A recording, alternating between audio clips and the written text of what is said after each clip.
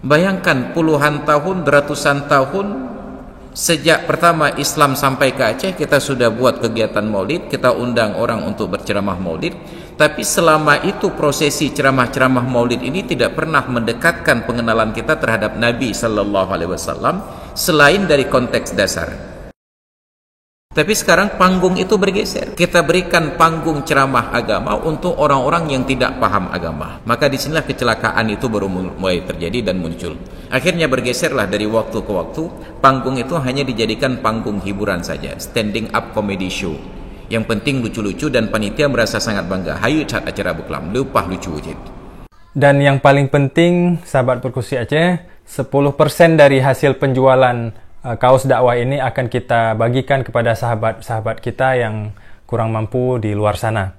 Ilmu tanyo benar, amai tanyo benar, kure tanyo benar, ngak selamat dunia akhirat. Bismillahirrahmanirrahim. Assalamualaikum warahmatullahi wabarakatuh. Alhamdulillahi rabbil alamin, wa bihi nasta'inu ala umuri dunya waddin, wassalatu wassalamu ala nabiyyina Muhammadin asyrafil anbiya'i wal mursalin, al-mab'uthi rahmatan lil alamin, wa ala alihi wa sahbihi wa azwajihi wa atba'ihi ila yaumiddin. Rabbi shrah li sadri wa yassir li amri wahlul 'uqdatam min lisani yafqahu qawli. Wa ba'du. Hadirin dan hadirat jamaah salat maghrib dan Isya yang dirahmati Allah, alhamdulillah dapat berhadir di malam ini yang bertepatan dengan malam 12 Rabiul Awal 1443 Hijriah, malam yang diberkahi oleh Allah Subhanahu wa taala dengan kemuliaan lahirnya Nabi kita Muhammad sallallahu alaihi wasallam, nabi penyempurna dari risalah nabi-nabi yang terdahulu. Maka dalam sebuah riwayat beliau menyatakan, "Mathali wa mathalul anbiya'i min qabli," perumpamaanku dan nabi-nabi yang sebelumku adalah seperti orang yang membangun sebuah bangunan.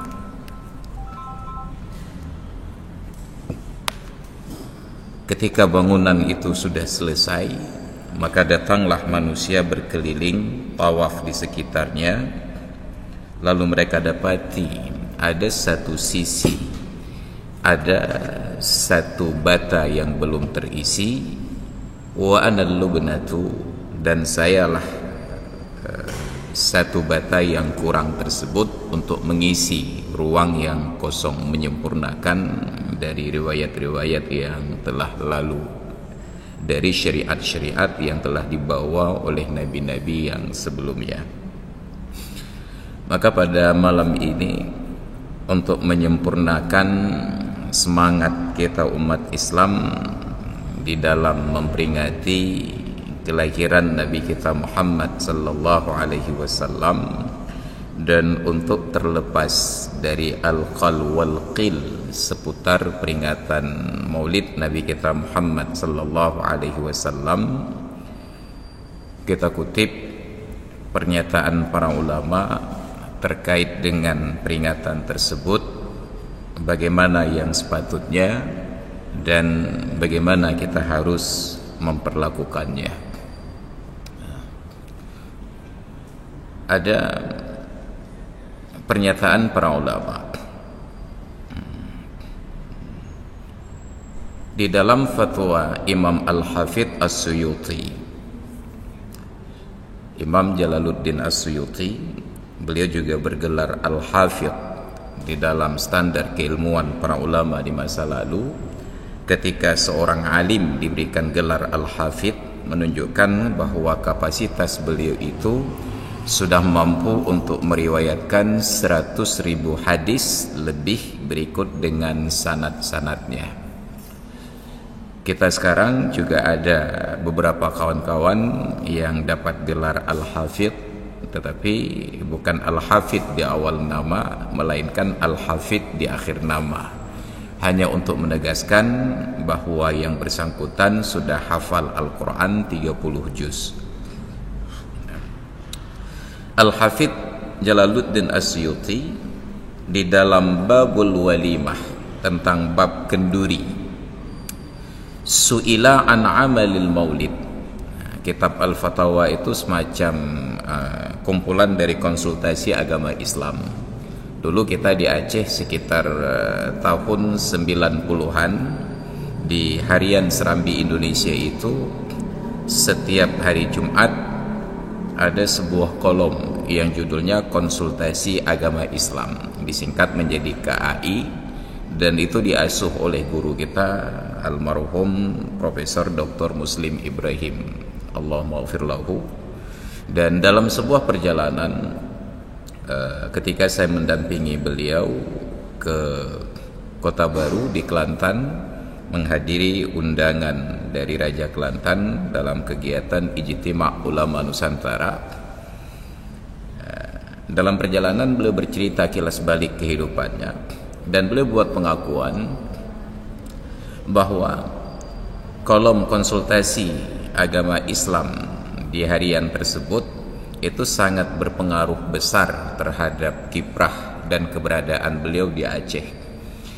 Ketika itu setiap Jumat tulisan beliau dibaca, dijadikan rujukan dan referensi dengan latar belakang keilmuan beliau, fikih lintas mazhab, fikih muqarin, membuka wawasan masyarakat kita yang dulu hanya fokus di dalam satu mazhab saja, mazhab Syafi'i, untuk memahami dengan lebih lugas dan mudah dicerna dari tulisan dan bahasa beliau perbedaan-perbedaan di antara mazhab-mazhab dalam satu persoalan ibadat, muamalat, ataupun perkara-perkara syariat yang lain. Maka sejak itu popularitas beliau menanjak dan beliau menjadi perhatian dari para penuntut ilmu.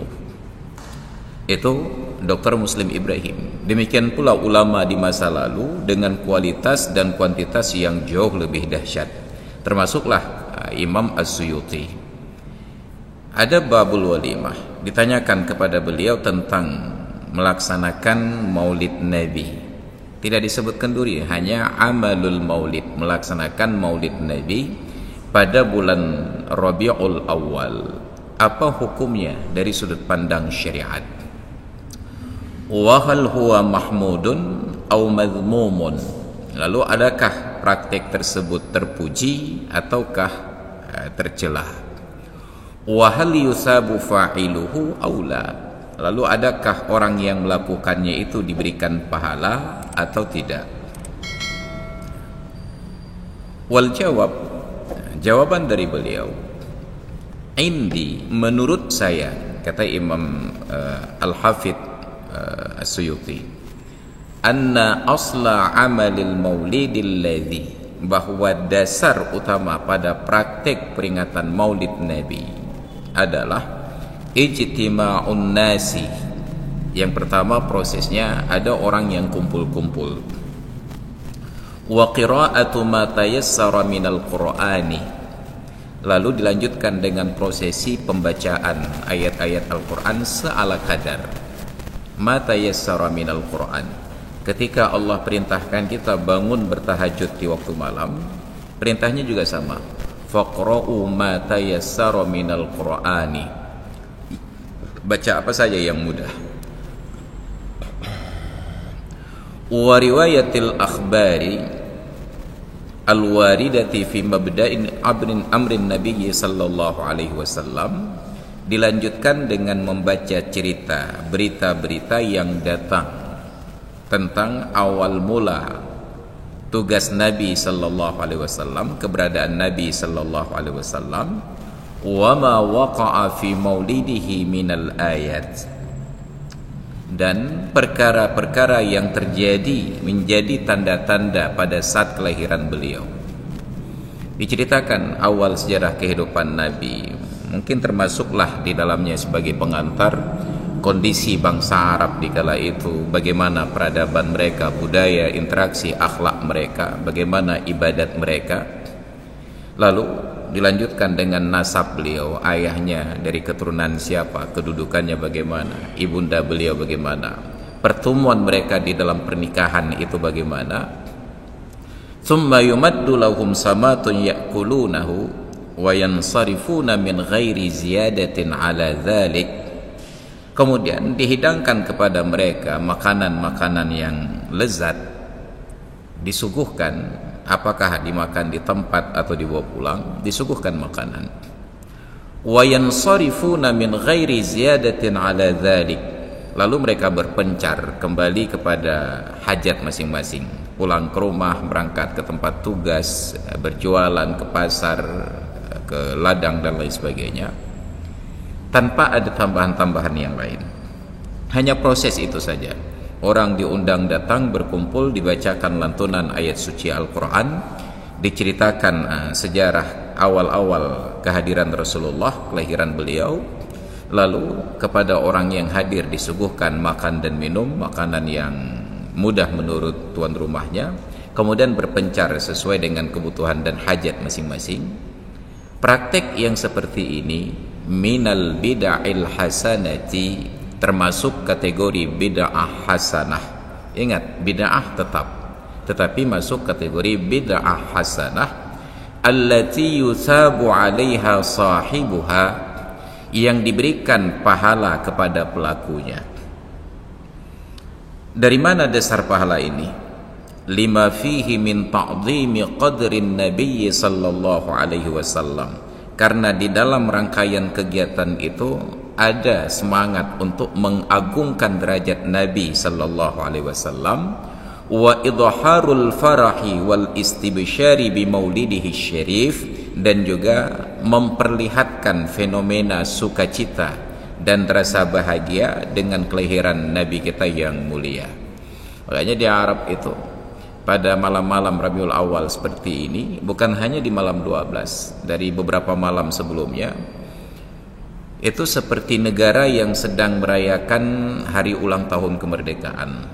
Jalan-jalan itu dihiasi dengan lampu-lampu, kemudian pertokoan perumahan itu dihiasi dengan lampu-lampu dan umbul-umbul, lengkap dengan fanusnya, semacam lampion khusus yang kalau lampion acara orang Cina itu berbentuk bulat, maka lampion di Arab itu berbentuk seperti kubah-kubah masjid, menunjukkan sukacitanya.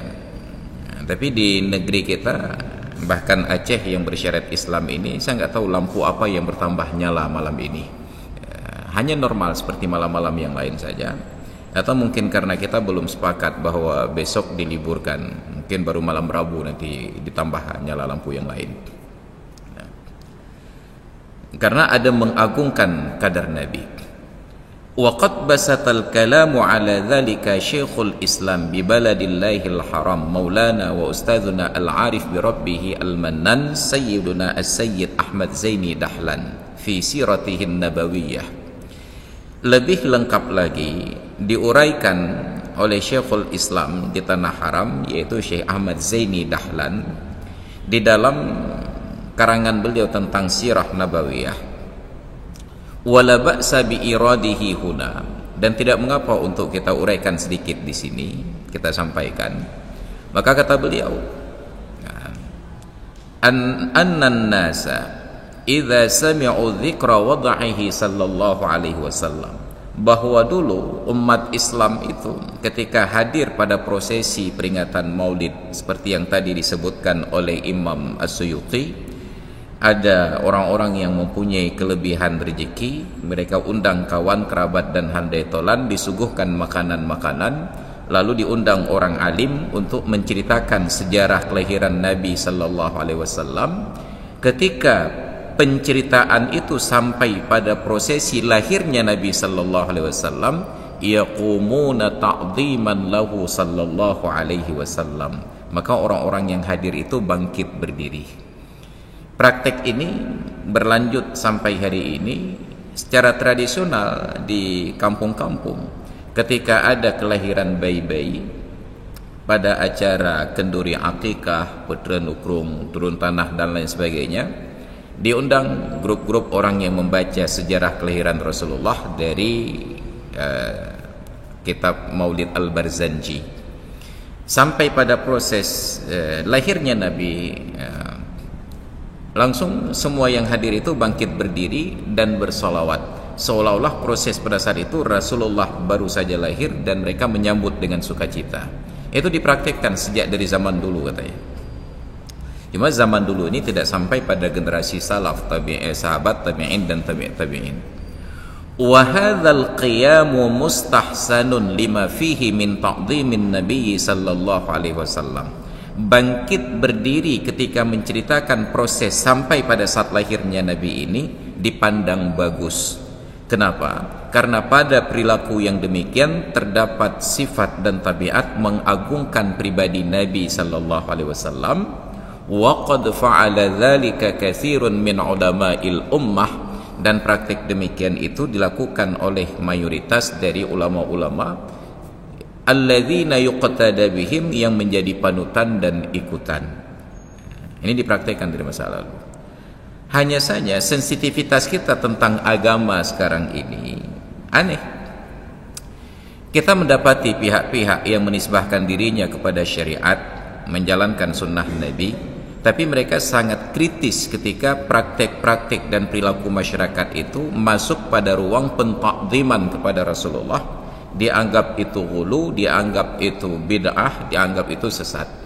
Tetapi tidak pernah kita dengarkan dari narasi-narasi dan dakwah-dakwah mereka orang yang disuruh berdiri untuk menghormati bendera merah putih sambil angkat tangan itu sebagai praktek ghulu dan berlebih-lebihan.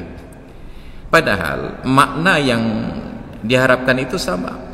Kenapa kita bangkit berdiri sambil tabi angkat tangan untuk hormat sampai bendera itu ke puncak sambil menyanyikan lagu Indonesia Raya? Ini bukan tentang benderanya, tetapi tentang bagaimana kita menghargai perjuangan para pahlawan di masa lalu yang sudah berjuang, mengorbankan jiwanya, mengorbankan hartanya dan segala yang mereka miliki untuk kemerdekaan yang kita nikmati pada hari ini. Bukan tentang benderanya. Demikian pula ketika ada prosesi pembacaan sejarah kehidupan Rasulullah, kelahiran beliau, saat proses itu sampai pada titik kelahiran beliau, orang bangkit berdiri. Bangkit berdiri ini harusnya dipahami saja, dikiaskan saja kepada bentuk orang yang berdiri untuk menghormati bendera tersebut, bukan tentang sejarah lahirnya Nabi, tetapi sebagai wujud rasa syukur kita atas kelahiran beliau tersebut, lalu kita bangkit berdiri. Namun sayangnya, untuk hal-hal yang terkait prosesi yang baik di dalam agama, kita menggugat dengan pertanyaan mana dalilnya.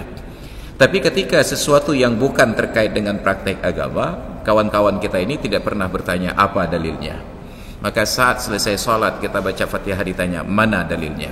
Tapi begitu selesai sholat kita buka HP, mereka nggak pernah bertanya mana dalilnya. Ketika kita memperingati Maulid, membaca sejarah Nabi, kita ajak orang kumpul-kumpul, mereka tanya mana dalilnya.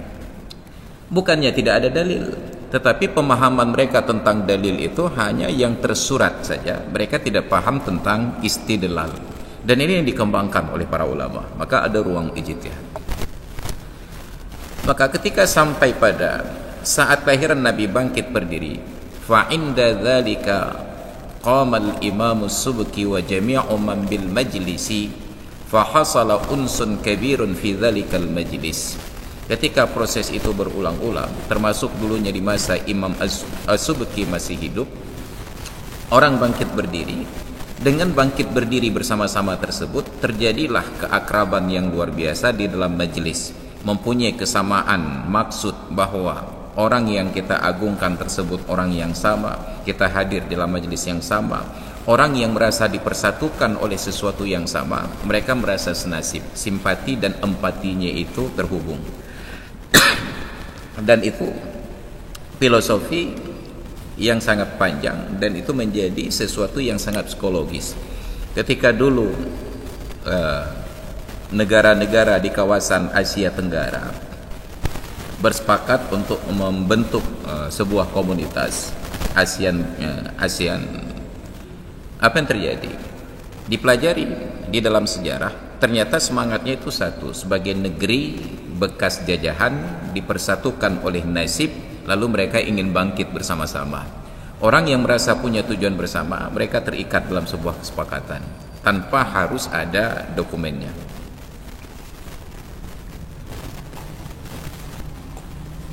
Selanjutnya,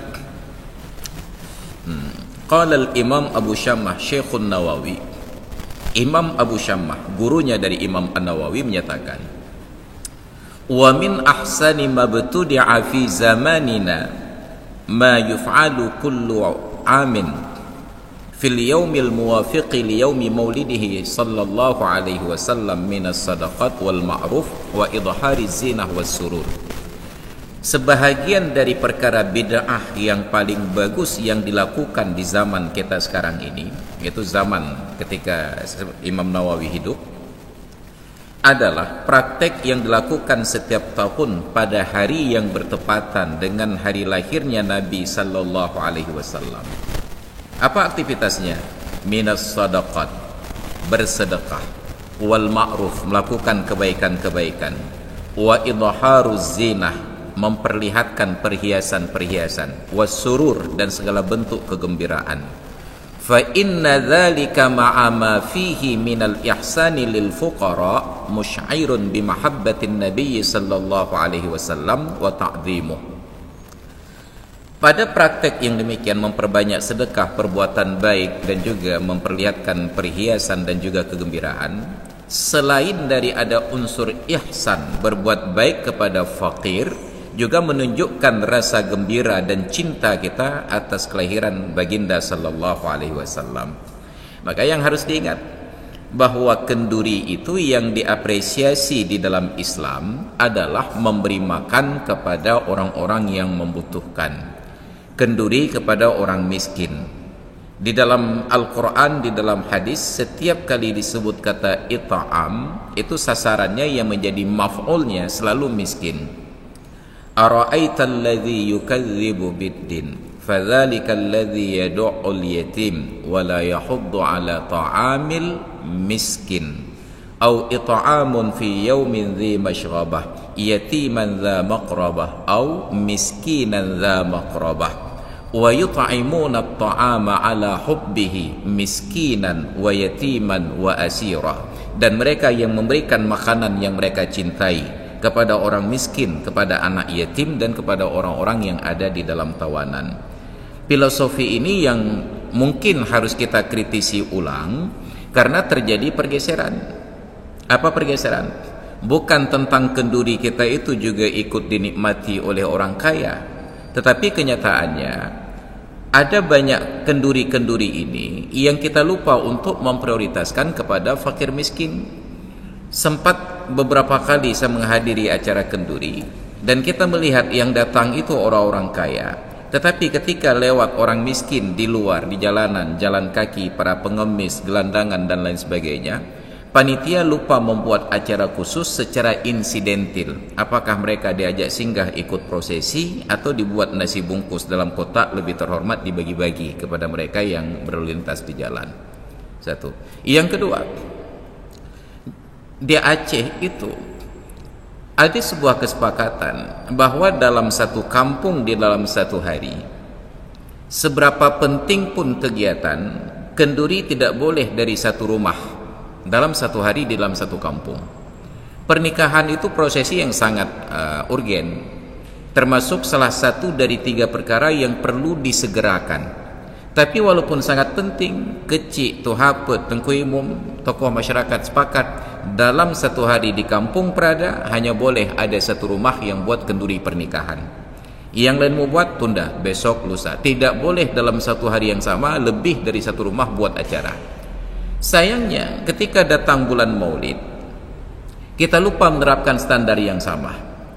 Tiba-tiba di kampung Prada ini di bulan Maulid, pada saat peringatan Maulid, di dalam satu hari yang sama ada lebih dari 10 rumah mengadakan kenduri secara bersamaan. Jangan dulu menggambarkan orang yang lain. Saya diundang di 10 rumah tersebut sama-sama untuk makan siang dari jam 11 sampai selesai. Di 10 rumah ini undangan mana yang harus saya penuhi? Datang semuanya? Tidak mungkin. Datang sebahagiannya? Lebih tidak mungkin. Tidak datang sama sekali? Lebih kacau lagi. Datang semuanya, kalau satu rumah saja durasi untuk singgah tersebut hanya 15 menit, maka 10 rumah itu sudah 150 menit. Dan itu 3 jam, hampir 3 jam. Itu baru dari sisi waktu. Itu kalau sanggup kita atur satu rumah 15 menit. Tapi belum pernah terjadi satu rumah kita singgah 15 menit, minimal setengah jam. 30 menit kali 10 menjadi 300 menit. Dan itu hampir 6 jam. Yang kedua, kalau kita ambil kesimpulan sehadir sebahagian, tidak hadir sebahagian, nanti timbul tuhmah. Pak Ustadz ini cuma datang ke rumah orang-orang kaya saja. Rumah kita yang miskin ini mana beliau mau datang. Yang ketiga, tidak datang sama sekali. Nyan model Ustadz, kepegahnya kenduri saja. Kayaknya tahu kenduri ya nak. Tetap semuanya itu menimbulkan tuhmah. Maka dari sejak lama saya sudah sarankan, kalaupun kita ingin buat kenduri, kenapa tidak kenduri itu lebih bermartabat? Kita adakan di masjid. Enggak perlu repot, kita pesan catering saja, pasang spanduk bahwa di Masjid Al-Hidayah Prada pada waktu zuhur siang ini disediakan makan siang gratis kenduri maulid dari keluarga Bapak Fulan bin Fulin. Letakkan nasi kotak begitu saja. Itu sudah pasti tidak pernah salah sasaran. Kenapa? Orang yang memang membutuhkan dia akan ambil, orang yang sudah kenyang dia akan lewatkan atau sekedar mengambil minuman saja. Tidak ada yang perlu direpotkan, tepat sasaran. Itu baru sebagian contoh. Ada usaha untuk melakukan kebaikan-kebaikan tersebut, tetapi kurang terstruktur dan tidak sistematis.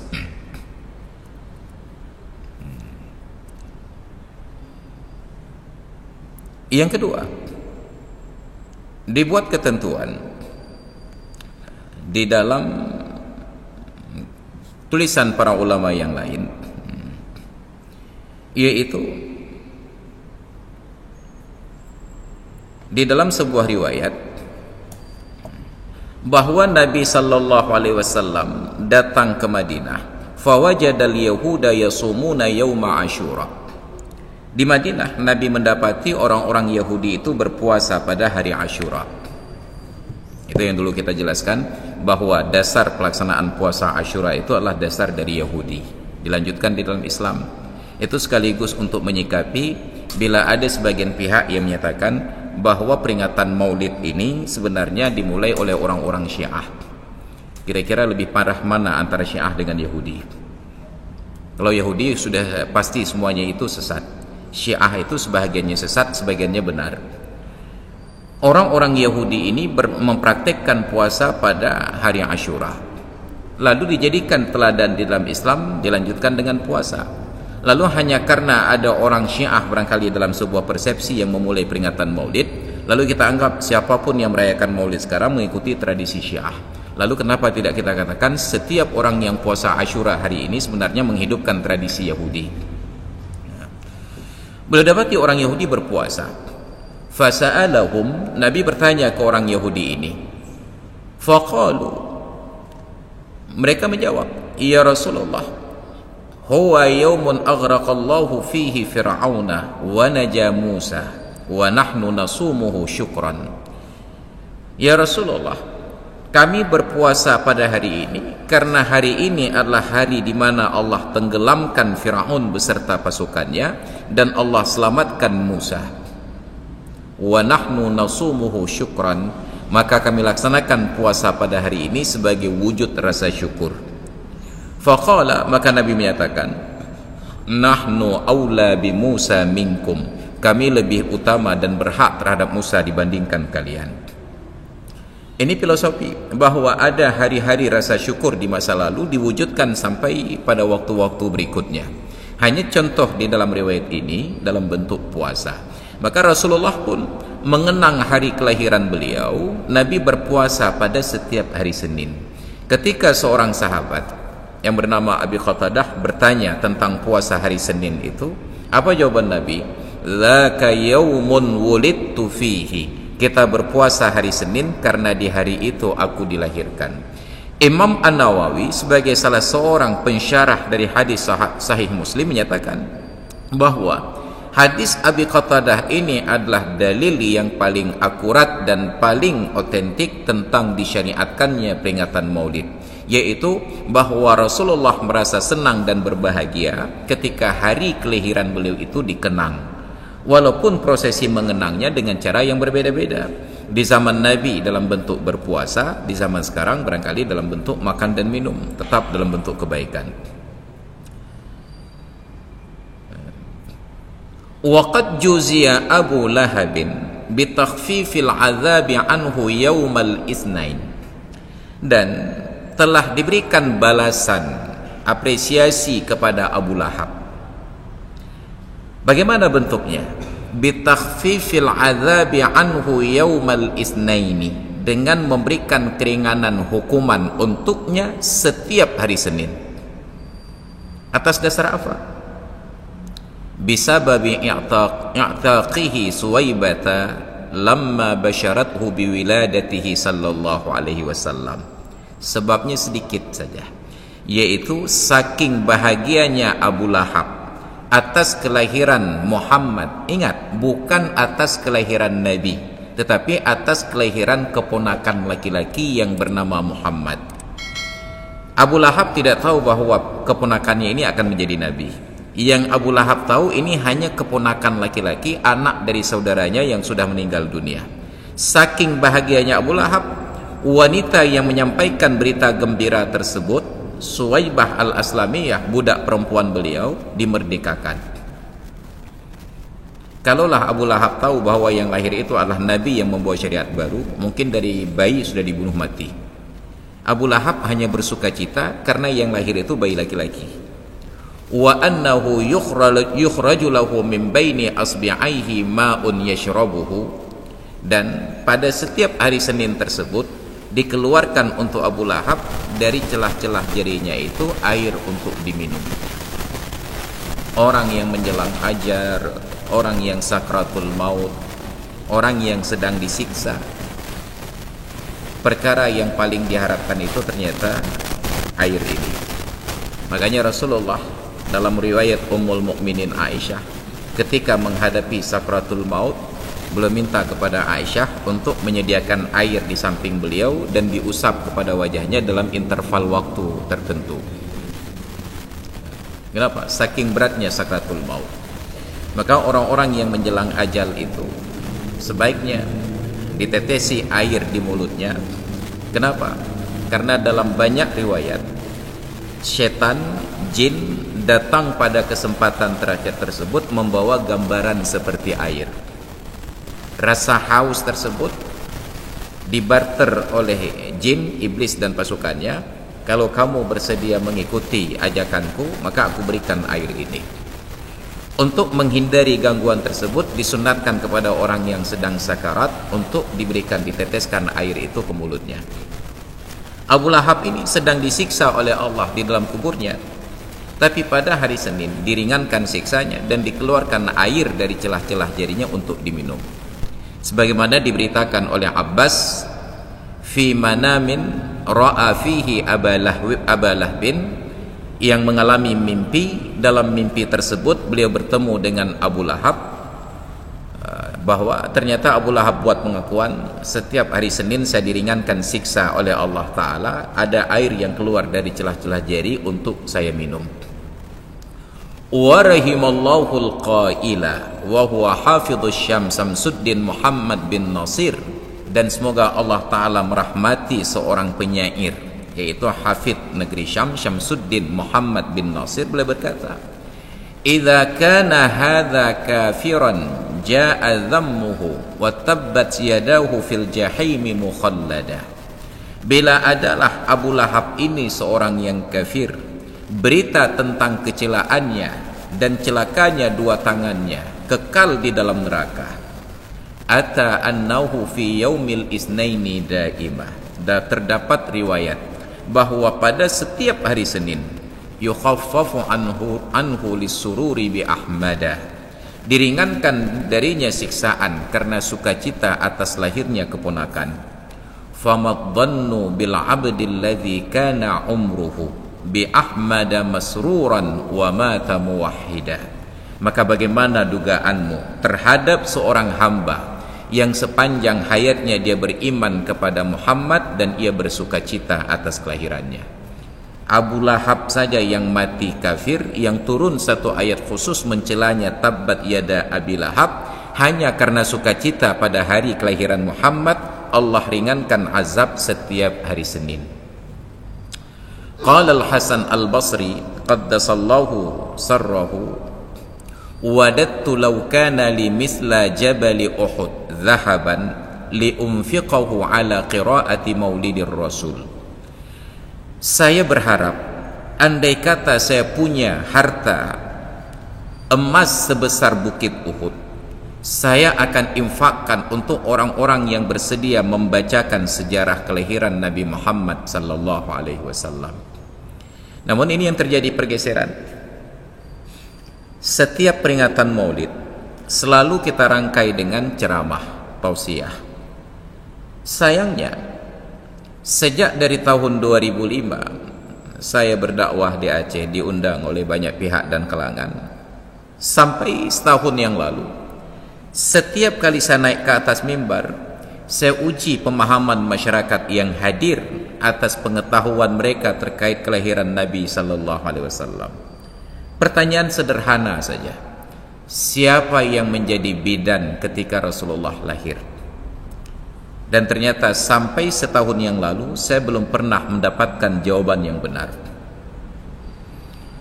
Selalu saja mereka menjawab, yang jadi bidan adalah Asiyah dengan Maryam. Asiyah yang dimaksud adalah ibu angkat Nabi Musa, istri Fir'aun. Maryam yang dimaksud adalah ibunda Nabi Isa alaihi salam. Maryam ini sudah meninggal 560 tahun lebih sebelum Muhammad lahir, dan Asiyah sudah meninggal 4000 tahun jauh sebelum Muhammad lahir. Lalu bagaimana logika kita yang hidup hari ini menerima kenyataan bahwa yang menjadi bidan adalah wanita yang sudah lama meninggal dunia, bahkan semasa hidupnya tidak pernah bertindak sebagai bidan, kecuali Maryam melahirkan anak sendiri. Tidak ada referensinya, tidak ada riwayatnya, tapi ternyata semua masyarakat sepakat dan ijma' bahwa yang jadi bidan adalah Asiyah dan Maryam. Itu menunjukkan kegagalan komunikasi di dalam dakwah, dan salah satu penyebab fatalnya adalah bahwa kita mengundang menjelaskan kelahiran Nabi orang-orang yang tidak pernah membaca sejarah kehidupan Nabi sallallahu alaihi wasallam. Yang kedua, saya tanya, pengenalan mereka terhadap keluarga Rasulullah, berapa orang istrinya? Dan hampir semua tempat menjawab istri Nabi itu hanya 9 saja. Warakawuri, jandanya Nabi. Mereka tidak mengetahui berapa orang wanita yang dinikahi oleh Nabi. Yang mereka bisa menjawab dengan benar hanya jumlah anak Nabi, 7 orang. Qasim, Zainab, Ruqayyah, Ummi Kulsum, Fatimah, Abdullah, dan Ibrahim. Tapi ketika bertanya berapa orang menantu Nabi, hampir semuanya kompak menjawab hanya Utsman dengan Ali. Ketika ditanya berapa orang cucu Nabi, semua kompak menjawab Hasan dan Husain, cucu di Nabi, anak Basiti Fatimah Zuhrah. Bayangkan puluhan tahun, ratusan tahun sejak pertama Islam sampai ke Aceh, kita sudah buat kegiatan Maulid, kita undang orang untuk berceramah Maulid, tapi selama itu prosesi ceramah-ceramah Maulid ini tidak pernah mendekatkan pengenalan kita terhadap Nabi sallallahu alaihi wasallam selain dari konteks dasar. Nabi kita Nabi Muhammad, ayahnya Abdullah, ibunya Aminah, lahirnya di Mekah, kuburannya di Madinah. Selesai. Bahkan lebih fatal lagi, ketika saya menguji para jamaah audiens, siapa nama ayah Nabi kita? Semua kompak menjawab Abdullah Tengku. Karena yang ceramah Tengku maka disebut Abdullah Tengku, bukan Tengku Abdullah. Saya tanya lebih lanjut, siapa nama ayah Abdullah? Hanya setengah yang bisa menjawab, Abdul Muttalib, Tengku. Tapi begitu saya tanya lebih lanjut, siapa nama ayah Abdul Muttalib? Kompak semua jemaah itu terdiam. Bayangkan, silsilah Nabi mereka lupa. Siapa nama ayah Abdul Muttalib? Maka saya teringat sebuah kampung di Darul Imarah itu. Ketika tidak bisa dijawab, dari atas mimbar saya berikan ultimatum. Kalau tidak ada yang menjawab, maka saya akan berhenti berceramah. Karena ternyata ceramah yang lalu-lalu itu sia-sia saja, tidak memberikan tambahan informasi. Tiba-tiba seorang bapak-bapak lanjut usia, mungkin usia sekitar 70-80 tahun, yang duduk di teras sekolah, lesehan di atas lantai, bangkit berdiri mendekati mimbar dan tunjuk tangan. Lun, Tengku, kata beliau. Saya tanya, seorang Hashim, Tengku. Saya tanya, kenapa Bapak tahu? Nama saya, Tengku. Rupanya nama beliau itu Hashim. Jadi salah satu strategi orang tua kita di masa lalu untuk mengingat silsilah Rasulullah adalah dengan menabalkan nama-nama keluarga Nabi itu kepada kerabat dan keluarganya. Ada anaknya diberikan nama Abdul Muttalib, diberikan nama Hashim. Walaupun penamaan Abdul Muttalib untuk anak itu salah di dalam Islam, karena tidak boleh ada seorang muslim menamakan dirinya Abdul kecuali diidhafahkan kepada salah satu dari nama Allah yang 99. Abdullah, Abdul Rahman, Abdul Rahim, Abdul Majid. Tidak boleh Abdul Muttalib. Tapi karena orang tua kita ingin mengabadikan sejarah, maka diberikan nama. Bahkan ada yang kadang-kadang sesuai dengan silsilah. Ketika beliau sadar namanya adalah Hashim, maka begitu anaknya lahir, salah seorang di antara anaknya ini akan diberikan nama Abdul Muttalib. Ketika Abdul Muttalib ini besar berkeluarga punya keturunan, Abdul Muttalib ini atas kesadaran sejarah akan memilih salah seorang anak laki-lakinya untuk diberikan nama Abdullah. Ketika Abdullah ini dewasa, dia berkeluarga, maka salah seorang dari anaknya yang lahir dia perhatikan, ayah saya Abdul Muttalib, kakek saya Hashim, saya Abdullah. Kalau begitu salah seorang anak laki-laki akan saya berikan nama Muhammad. Beda lagi dengan orang Arab. Mereka hanya ingin Muhammad saja. Maka pada setiap kelahiran tetap diusahakan ada seorang anak laki-laki yang namanya Muhammad. Umpamanya ayah saya Muhammad, punya anak laki-laki berapa orang? Salah seorangnya akan diberikan nama Muhammad. Anak beliau yang Muhammad itu ketika berkeluarga punya anak laki-laki, salah seorang tetap akan diberikan nama Muhammad. Muhammad ini kawin lagi berkeluarga, nanti salah seorang anaknya yang laki-laki juga akan diberikan nama Muhammad. Maka akan ada nanti pada silsilah itu yang namanya tertulis Muhammad bin Muhammad bin Muhammad bin Muhammad bin Muhammad. Dan itu tidak menjadi aib, kebanggaan. Kalau kita anggap pehananan lain, bayangkan sejarah raja-raja di Eropa itu, mereka sampai harus buat nomor urut, William 1, William 2, William 3, pehana William lain. Ada kebanggaan anak mewarisi nama kebesaran dari sejarah kebesaran orang tuanya. Ini praktek rencana dari Hasan Al-Basri. Kita undang orang yang paham tentang sejarah Nabi, kita infakkan belanja sebanyak-banyaknya untuk mengundang orang hadir makan enak-enak untuk menyerap informasi ini. Qala Junaid Al-Baghdadi rahimahullah.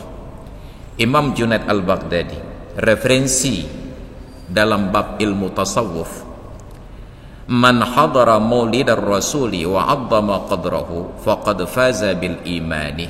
Barang siapa yang menghadiri peringatan maulid Rasul dan mengagungkan kadarnya, datang benar-benar untuk menyimak proses cerita kehadiran Nabi, maka dia sudah mengagungkan kadar sang Nabi.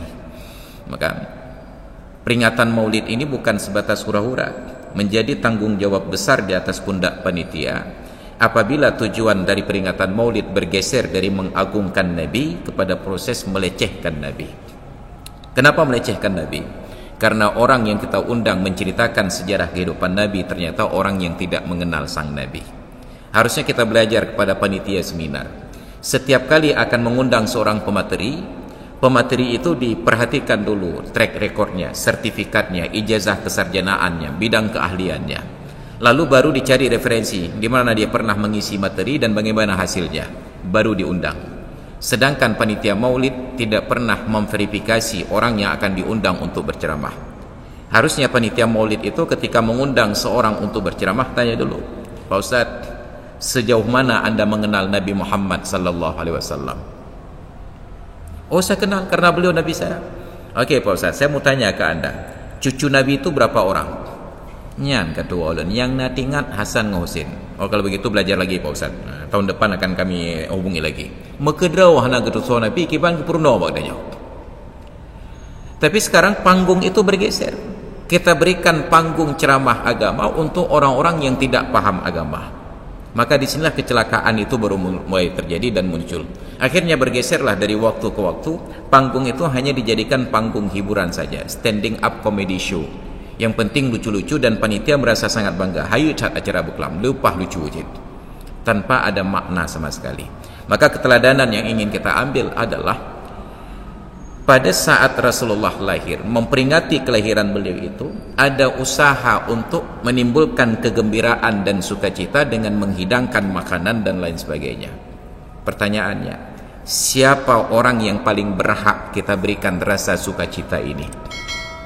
Bukan orang lain, tapi keluarga sendiri. Karena salah satu keteladanan Rasulullah adalah beliau orang yang paling memuliakan para wanita dan istri-istri beliau.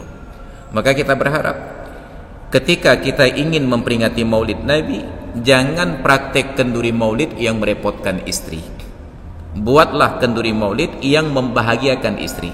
Sampaikan kepada istri, besok kita akan buat kenduri maulid, tapi nggak perlu masak-masak di rumah. Kita buat catering saja, kita undang orang untuk datang. Tugas kamu duduk saja berinteraksi dengan para tamu. Ini ada kenduri maulid, istrinya dari malam kemarin itu sudah repot untuk begadang, masak dan lain sebagainya. Sorry, setelah tamu semuanya pulang, kalau kita datang terlambat, tetap para istri itu mengeluh, hei jatku. Bahkan hei, rame aja meh, yang diundang jame tau. Seharusnya kita bersuka cita. Maka ada prosesi yang terbalik. Nah, kenapa tidak kita ubah pelan-pelan peringatan maulid yang sudah mulai melenceng ini kembali ke asal, bahwa di hari kelahiran Nabi, besoklah umpamanya kita anggap kelahiran Nabi 12 Rabiul Awal, sampaikan kepada istri dan keluarga, besok tutup dapur, dari sarapan pagi, makan siang, makan malam di luar, citunya warung tuh ngelak. Saya yakin kalau seperti ini sikap para suami merayakan maulid Nabi, itu para istri akan berdoa agar Nabi lahir setiap hari. Bahkan atsai kau lahir Nabi pajubui luar tuk dapur deh. Tapi ternyata makin lahir Nabi, para istri makin repot. Alah kepa lahir Nabi, mending kembali lahir Nabi hana hehe deh. Maka usahakan kelahiran Nabi itu disambut dengan sukacita. Yang punya biaya lebih, ajak orang untuk makan kenduri. Yang punya keluarga, ajak istri dan keluarga makan bersama, menikmati hidangan, bukan direpotkan oleh faktor hidangan. Yang tidak punya keluarga, jauh dari keluarga, punya kelebihan biaya, ajak kawan-kawan besok makan siang bersama. Ayo, siapa yang belum makan siang, ikut saya, kita makan bersama, kenduri maulid kita katakan. Maka sungguh dengan hal-hal yang sederhana ini, kita mengingatkan kepada orang-orang di sekitar kita bahwa hari ini adalah hari kelahiran Nabi Muhammad sallallahu alaihi wasallam, walaupun negara baru meliburkannya nanti di hari Rabu. Nah, tapi untunglah karena hari Selasa 12 Rabiul Awal masih ada kegiatan perkantoran, maka berjalanlah peringatan Maulid tepat di 12 Rabiul Awal. Hadirin dan hadirat sekalian yang dirahmati Allah, itu landasan dari sejarah dan pendapat para ulama. Maka dalam bahasa sederhana sebagaimana yang saya contohkan dulu, kalau saya menyatakan merokok itu tidak baik, lalu para perokok akan menggugat balik, dah malimdran tengku dengan Abu Fulan, maka kenapa tidak ketika ada orang-orang yang sekarang menyatakan bahwa peringatan maulid itu tidak baik, kita tanyakan dengan semangat yang sama, toh malimdran dengan Syekh Jalaluddin As-Suyuti, toh malimdran dengan Al-Junaid Al-Baghdadi, toh malimdran dengan Hasan Al-Basri. Kalau mereka-mereka ini saja masih derajat para ulama salafus salih, masih kategori tabi'in berpendapat demikian, lalu siapa kita untuk membantah mereka? Maka intinya, bagi yang setuju laksanakan, bagi yang tidak setuju jangan menggugat dan jangan mencela. Masing-masing kita punya sikap di dalam mengapresiasi dan memuliakan dan mengagungkan kelahiran Nabi Muhammad sallallahu alaihi wasallam. Intinya, mudah-mudahan anak dan istri kita, keluarga kita merasa bersyukur dengan kelahiran Nabi, mereka tidak direpotkan. Hadirin dan hadirat sekalian yang dirahmati Allah, karena waktu pula sudah tiba saatnya kumandang azan Isya, kita padakan sampai di sini. Kita ambil waktu sedikit barangkali untuk ruang diskusi dan tanya jawab. Mungkin tidak bisa berlama-lama karena saya akan menghadiri peringatan Maulid di Masjid Syuhada Alam Gugup, dilaksanakan di malam ini. Cuma di dalam masjid, bukan di luar. Yang ingin berpartisipasi insya Allah diizinkan untuk hadir, karena undangan terbuka, tidak harus di screen barcode, insya Allah. Demikian, terima kasih. Dan yang paling penting, sahabat Perkusi Aceh, 10% dari hasil penjualan kaos dakwah ini akan kita bagikan kepada sahabat-sahabat kita yang kurang mampu di luar sana. Ilmu tanyo benar, amai tanyo benar, kure tanyo benar, ngak selamat dunia akhirat.